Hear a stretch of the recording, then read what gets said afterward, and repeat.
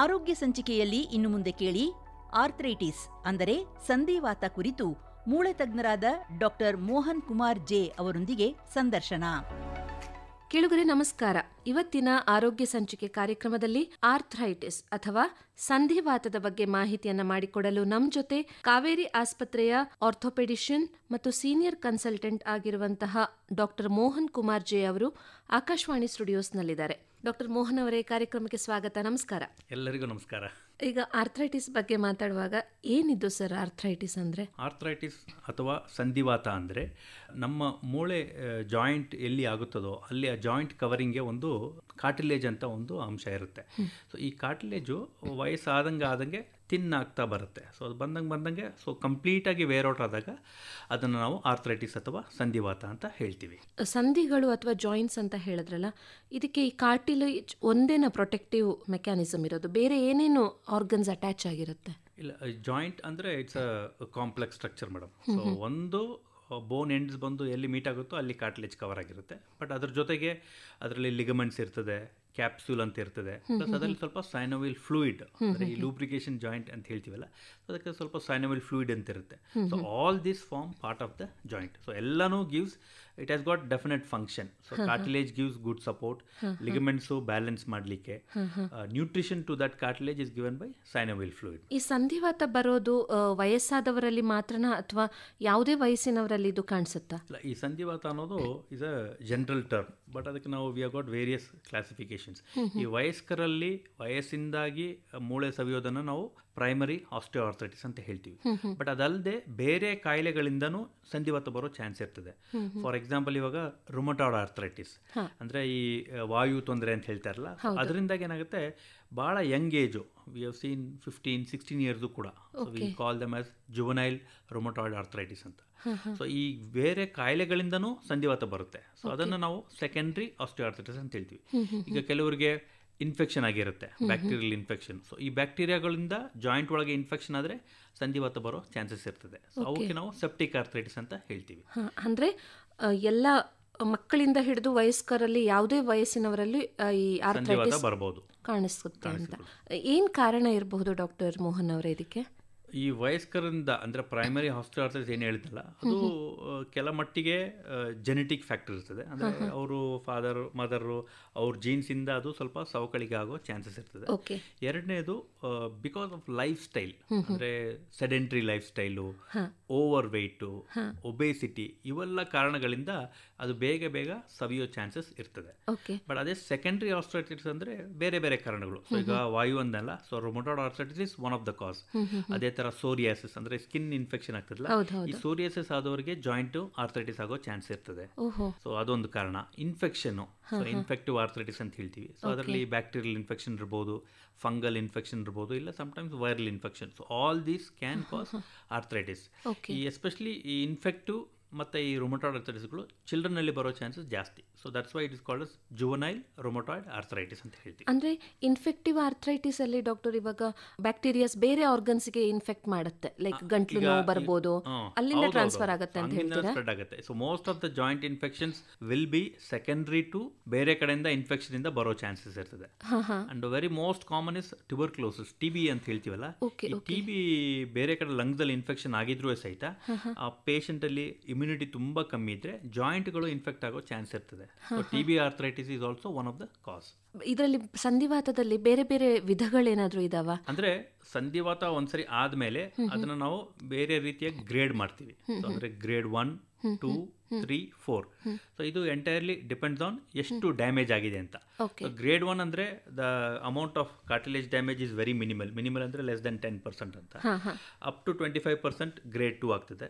50%ವರೆಗೂ 50% ಮೇಲೆ ಇದ್ದರೆ ಗ್ರೇಡ್ 3 ಅಂತ ಹೇಳ್ತೀವಿ. Grade 4 more than 80% of the cartilage is damaged. So that's how we grade any of this arthritis. ನಮ್ಮ ದೇಹದಲ್ಲಿ ಸುಮಾರು ಕಡೆ ಸಂಧಿಗಳು ಅಥವಾ ಜಾಯಿಂಟ್ಸ್ ಇದಾವೆ. ಯಾವ ಜಾಯಿಂಟ್ಸ್ಗಳಲ್ಲಿ ಇದು ಆರ್ಥ್ರೈಟಿಸ್ ಕಾಮನ್ ಆಗಿ ಕಾಣಿಸುತ್ತೆ ಡಾಕ್ಟರ್? ಪ್ರೈಮರಿ ಆಸ್ಟಿಯೋಆರ್ಥ್ರೈಟಿಸ್ ಅಂದರೆ ವಯಸ್ಸಿಂದಾಗಿ ಬರೋ ಸಂಧಿವಾತ most commonly affects the knee joint. That is the first joint, because that is the weight bearing joint. ಅಂದರೆ ನಾವು ನಡಿಬೇಕಾದ್ರೆ ನಮ್ಮ ಮ್ಯಾಕ್ಸಿಮಮ್ ವೆಯ್ಟ್ ಬೀಳೋದು ಮಂಡಿ ಮೇಲೆ. So that is the most common.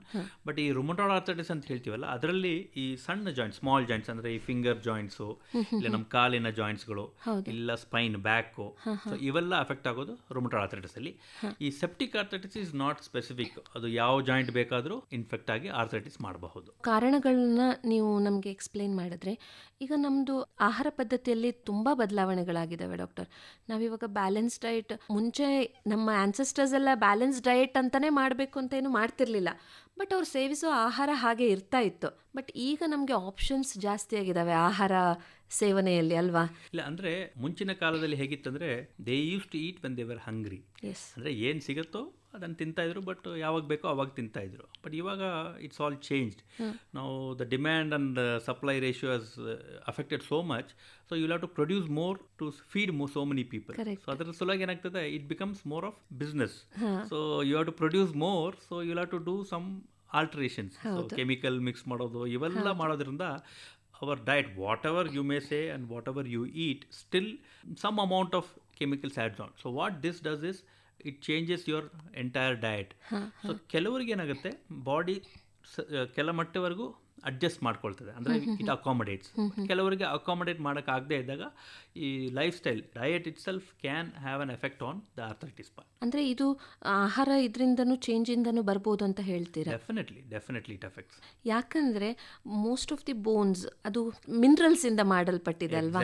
So ನಮ್ಮದು ಮಿನರಲ್ಸ್ ಎಲ್ಲ ಬಹುತೇಕ ಆಹಾರದಿಂದಲೇ ಬರುವಂಥದ್ದು. ದ ಮೋಸ್ಟ್ ಇಂಪಾರ್ಟೆಂಟ್ ಥಿಂಗ್ ಇಲ್ಲಿ ಏನಂದರೆ, ಎಸ್ಪೆಷಲಿ ಆರ್ಥರೈಟಿಸ್ ರಿಲೇಟೆಡ್, ಬೋನ್ ರಿಲೇಟೆಡ್ ಪ್ರಾಬ್ಲಮ್ ಅಲ್ಲಿ, it is not only your calcium, most important is your vitamin D also. It plays an equal role.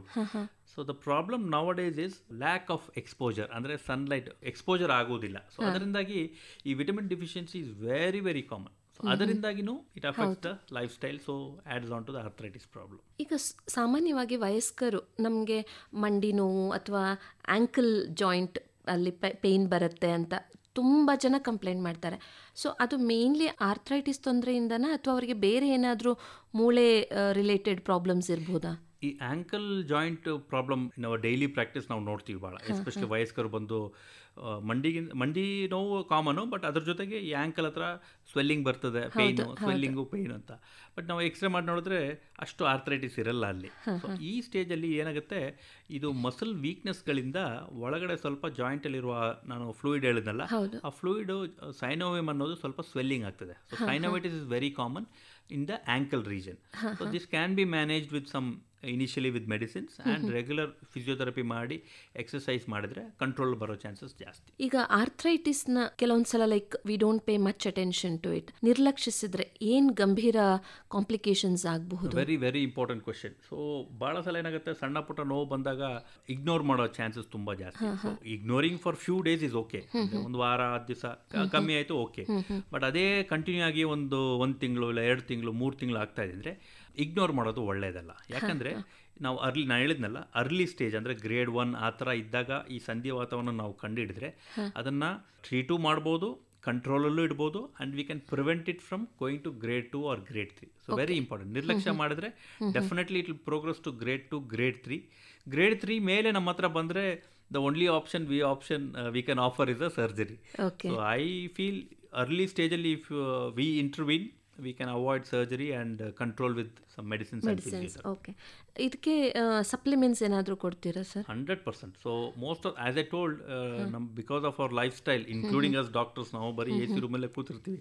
So our sunlight exposure also very less. So any patient we always check their vitamin D and calcium levels. And as a routine, if they are deficient, we supplement all of them. ನೀವು ಅವಾಗಲೇ ಮಾತಾಡ್ತಾ ಕಾರಣಗಳು ಹೇಳ್ತಾ ಇರುವಾಗ ಹೇಳಿದ್ರೆ rheumatoid arthritis ಅಂತ ಹೇಳಿ. It's an autoimmune disorder. Okay. Usually ಮಕ್ಕಳಲ್ಲಿ ರುಮ್ಯಾಟಿಕ್ ಫೀವರ್ ಅಂತ ಬರುತ್ತೆ ಚಿಕ್ಕದಿರುವಾಗ, ಅದು ಏನಾದರೂ ಇದಕ್ಕೆ ಕಾರಣನಾ? Rheumatic fever is a different entity. It is more related cardiac ಇದು.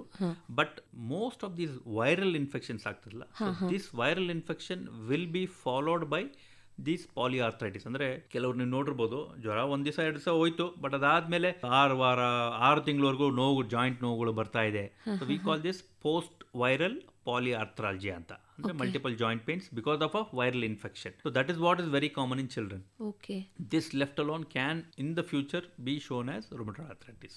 ಸೊ ಆ ಸ್ಟೇಜಲ್ಲಿ ನಾವು ಐಡೆಂಟಿಫೈ ಮಾಡಿ ಅದನ್ನು ಟ್ರೀಟ್ ಮಾಡಿದ್ರೆ we can keep it under control. Doctor, arthritis ಬರೋ ಮುನ್ನೆಚ್ಚರಿಕೆ ಲಕ್ಷಣಗಳನ್ನ ಏನಾದರೂ ಗಮನಿಸಬೇಕಾಗತ್ತಾ?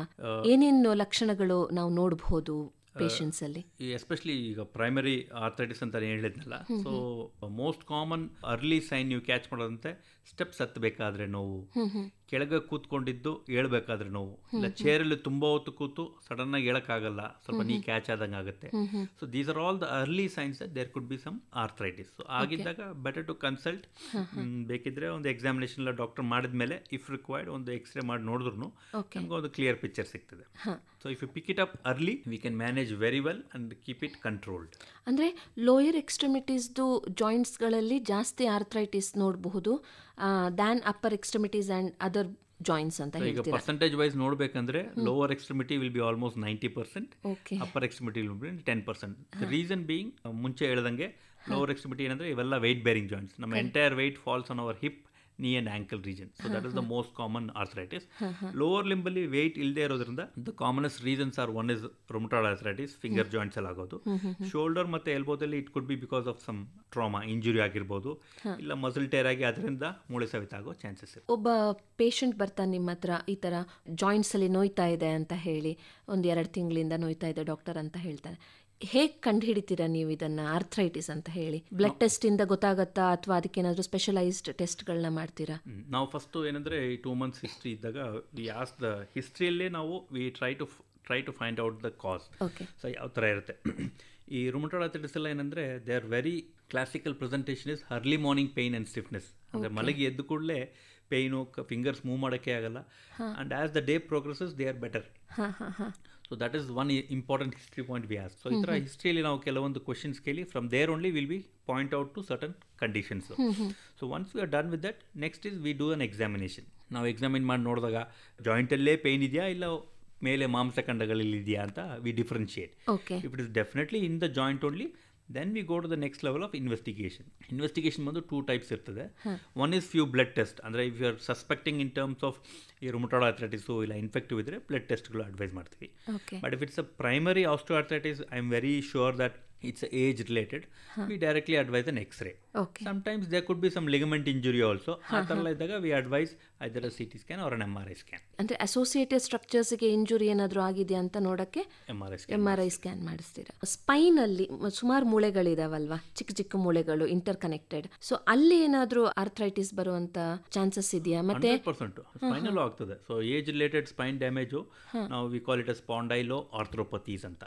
ಸ್ಪಾಂಡೈಲೋ ಅಂದ್ರೆ ಸ್ಪೈನು, ಆರ್ಥ್ರೋಪತೀಸ್ ಅಂದ್ರೆ ಜಾಯಿಂಟ್ ಇನ್ಫ್ಲಮೇಷನ್. ಅಲ್ಲಿ ಮೋಸ್ಟ್ ಕಾಮನ್ ಅಂದ್ರೆ tuberculosis.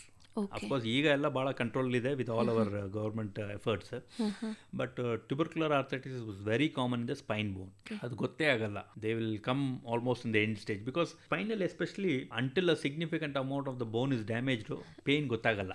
Because it is supported by bone on above on below ಅಲ್ಲ. ಸೊ ಪೇಷಂಟ್ಗೆ ಅಷ್ಟು ಗೊತ್ತಾಗಲ್ಲ. ಓನ್ಲಿ ಕೆಲವರು ವೆರಿ ಅರ್ಲಿ ಟೈಮಲ್ಲಿ ಬಂದಾಗ ನಾವು ಡಯಾಗ್ನೋಸ್ ಮಾಡ್ಬೋದು. ಅರ್ಲಿ ಸ್ಟೇಜಲ್ಲಿ ಬಂದಾಗ x ray also sometimes will be normal. So we might also miss out on certain things.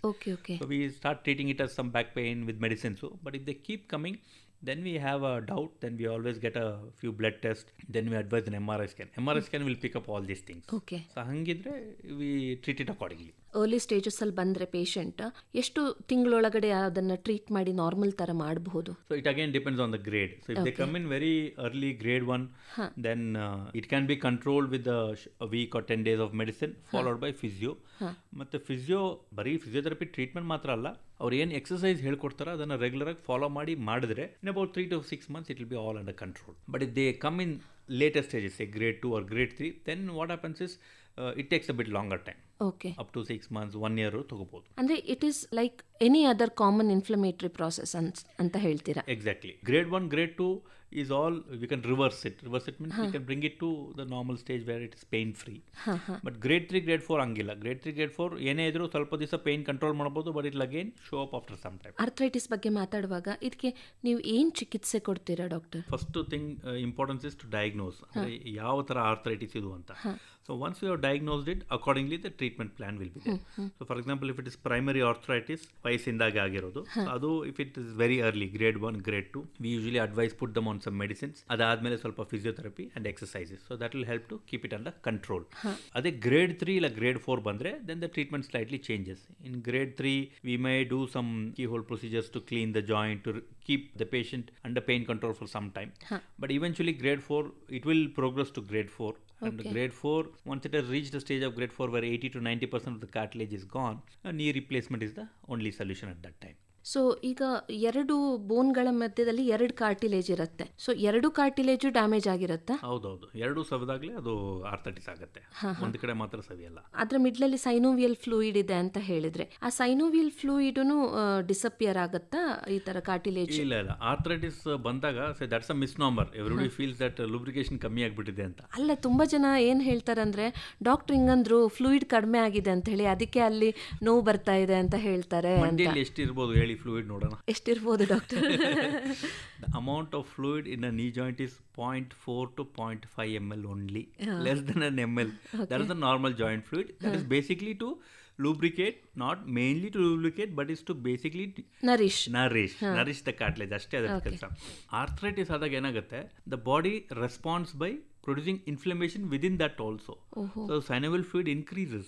So the swelling is basically because of increase in the synovial fluid. Body reacts, it thinks that something is going wrong, so ಇನ್ನೂ cushioning effect ಬೇಕು ಅಂತ it produces more fluid. So joint is filled with more fluid. ಮತ್ತೆ ಅದೇನ್ doctor ಎಲ್ಲರೂ ಹೇಳ್ತಾರಲ್ಲ synovial fluid ಕಡಿಮೆ ಆಗಿದೆ ಅಂತ ಹೇಳ್ತಾರೆ. That is basically to tell that the cartilage ಸೌದೋಗಿದೆ ಅಂತ ಅಷ್ಟೇ.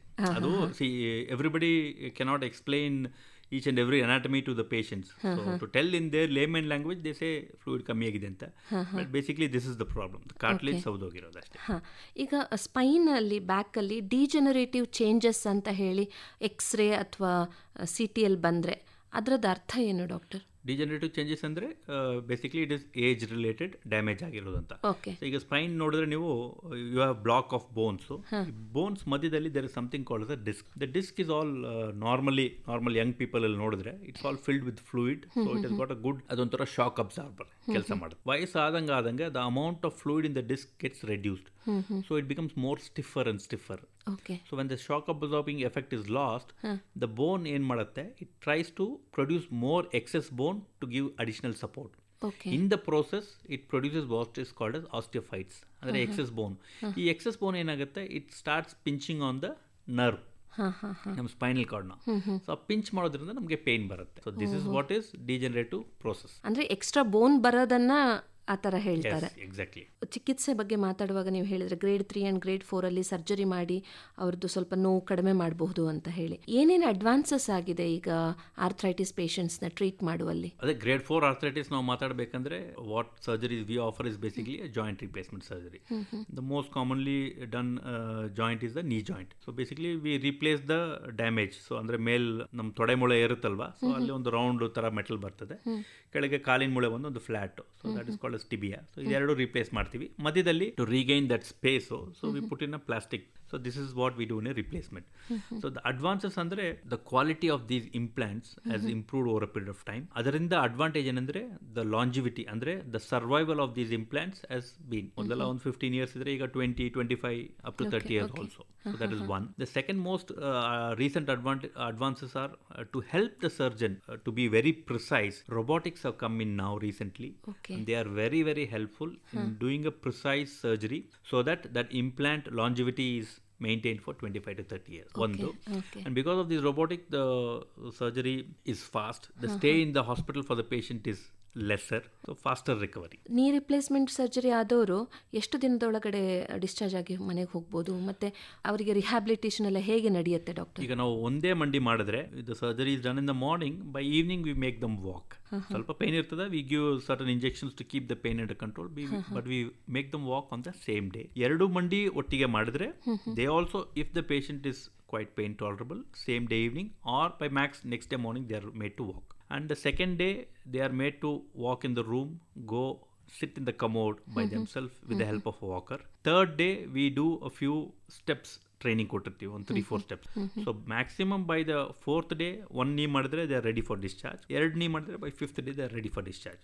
By the time they are discharged, they are independent, getting down from the bed, going to the bathroom themselves and climb a few stair. ಮನೆಗೆ ಹೋದ್ಮೇಲೆ ಹೇಗಿರಬೇಕು ಅಂತ ನೀವು advice ಮಾಡ್ತೀರಾ? ನಮ್ಮ hospital ಇದ್ದಾಗಲೇ ನಮ್ಮ ಫಿಸಿಯೋ ಟ್ರೈನಿಂಗ್ ಕೊಟ್ಟಿರ್ತಾರೆ. So that thing will be followed in the home also, and our physios visit home also to give them some support and what all to be followed. And we follow them weekly once. ನಮ್ಮಲ್ಲಿ OPDಗೆ ಬರ್ತಾರೆ, ಗಾಯ ಹೇಗಿದೆ ನೋಡಲಿಕ್ಕೆ ಮತ್ತು ಹೊಲಿಗೆ ಬಿಚ್ಚಕ್ಕೆ. ಅವಾಗ frequently keep on adding few more things what they have to do. So ಆರ್ಥ್ರೈಟಿಸ್ಗೆ ನೀ ರಿಪ್ಲೇಸ್ಮೆಂಟ್ ಸರ್ಜರಿ ಒಂದೇ ಆಪ್ಷನ್ ಇರೋದು, ಬೇರೆ ಯಾವ ಸರ್ಜರಿನೂ ಇಲ್ಲ? ಅಂದ್ರೆ ಗ್ರೇಡ್ 4 ಬಂದಾಗ ಅದು ಒಂದೇ ಆಪ್ಷನ್.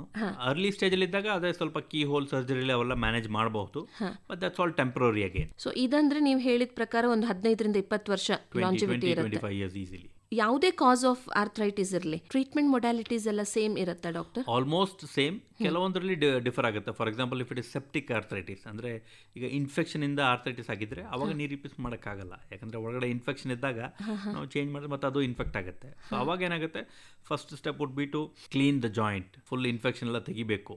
ಇನ್ಫೆಕ್ಷನ್ ಎಲ್ಲ ಕಂಟ್ರೋಲ್ ಬಂದ ಮೇಲೆ surgery we are sure that there is no bacteria anything inside the joint, and infection free ಇದ್ದಾಗಷ್ಟೇ we do a knee replace.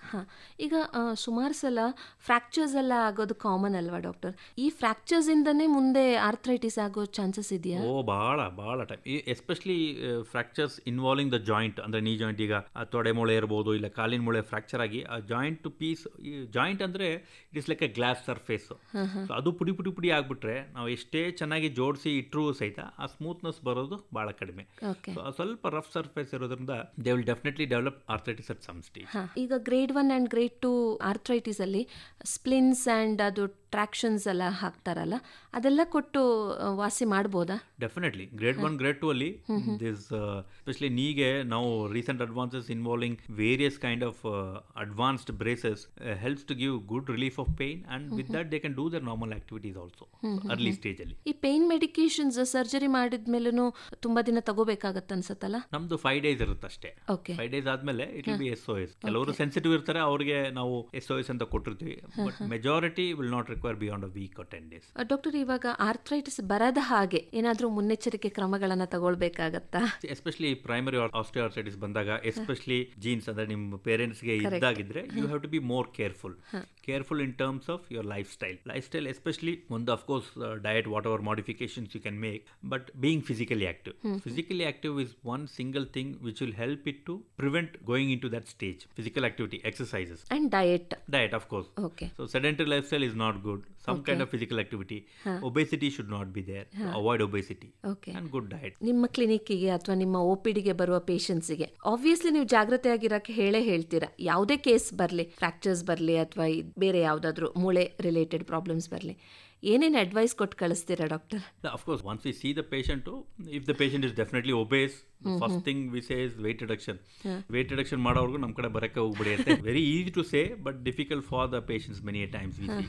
But now again there are advances in all those things also, which the medical fraternity can help in reducing the weight also faster. So that is one important thing. And of course lifestyle. ಕೆಲವರಿಗೆ stage 2 ಇಲ್ಲ stage 3 already ಬಂದಿದ್ದಾಗ we avoid certain things like ಕೆಳಗೆ ಕೂರಬಾರ್ದು, ಮಂಡಿ ಮಡಚ್ಕೊಂಡು ಕೂರಬಾರ್ದು, stairs ತುಂಬಾ ಹತ್ತೋದು avoid ಮಾಡಬೇಕು. These things we advise to keep the things under control. ಏನಾದರೂ triggers ಇರ್ತಾವ doctor, like arthritis ಇದು ಮಾಡಕ್ಕೆ? Definitely. So it's again a very important question. Especially rheumatoid arthritis, psoriatic arthritis, ಇವೆಲ್ಲ they are very sensitive to weather changes. So ಈಗ winter start ಆಗುತ್ತಂದ್ರೆ we have a sudden increase in these cases coming. That's why my patients with rheumatoid arthritis I always advise, winter start ಆಗಕ್ಕಿಂತ ಮುಂಚೆನೆ be careful, keep yourself warm, and this temperature changes affects from ಯರ್ ಪೆರಿಫರೀಸ್, ಅಂದ್ರೆ ನಿಮ್ಮ toes fingers ಇಂದ. So keep yourself warm by wearing some woolen socks, woolen gloves always before even the winter starts. Keep yourself prepared. So that helps to reduce the severity of the symptoms. Okay. Even psoriaticallu hange? Psoriaticallu, definitely. Doctor, ಇವತ್ತು ನಮಗೆ arthritis ಬಗ್ಗೆ ಸುಮಾರು ಗೊತ್ತಿಲ್ಲದೆ ಇರೋ ವಿಷಯಗಳ ಬಗ್ಗೆನೂ ನೀವು ಮಾಹಿತಿಯನ್ನು ಮಾಡಿಕೊಟ್ಟಿದ್ದೀರಾ. ಆ್ಯಂಡ್ ನಮ್ಮ ಜನರಿಗೆ ಆಬ್ವಿಯಸ್ಲಿ ಇದರಿಂದ ಹೆಲ್ಪ್ ಆಗಿರುತ್ತೆ, ಅನೇಕ ಮಾಹಿತಿ ಸಿಕ್ಕಿರುತ್ತೆ ಅಂತ ನಾನು ಅಂದ್ಕೋತೀನಿ. ಆರ್ಥ್ರೈಟಿಸ್ ಬಗ್ಗೆ ಇವತ್ತಿನ ಆರೋಗ್ಯ ಸಂಚಿಕೆಯಲ್ಲಿ ವಿವರವಾದ ಮಾಹಿತಿಯನ್ನು ಮಾಡಿಕೊಟ್ಟಿದ್ದಕ್ಕೆ ತಮಗೆ ಧನ್ಯವಾದಗಳು. ನಮಸ್ಕಾರ. Thank you madam. ಧನ್ಯವಾದಗಳು. ನಮಸ್ಕಾರ. Thank you so much. ಇದುವರೆಗೆ ಆರ್ಥ್ರೈಟಿಸ್ ಅಂದರೆ ಸಂಧಿವಾತ ಕುರಿತು ಮೂಳೆ ತಜ್ಞರಾದ ಡಾಕ್ಟರ್ ಮೋಹನ್ ಕುಮಾರ್ ಜೆ ಅವರೊಂದಿಗಿನ ಸಂದರ್ಶನ ಕೇಳಿದಿರಿ. ಇವರೊಂದಿಗೆ ಆಶಾ. ಇಂದಿನ ಆರೋಗ್ಯ ಸಂಚಿಕೆ ಆಕಾಶವಾಣಿ ಬೆಂಗಳೂರು ಕೇಂದ್ರದ ಕೊಡುಗೆ.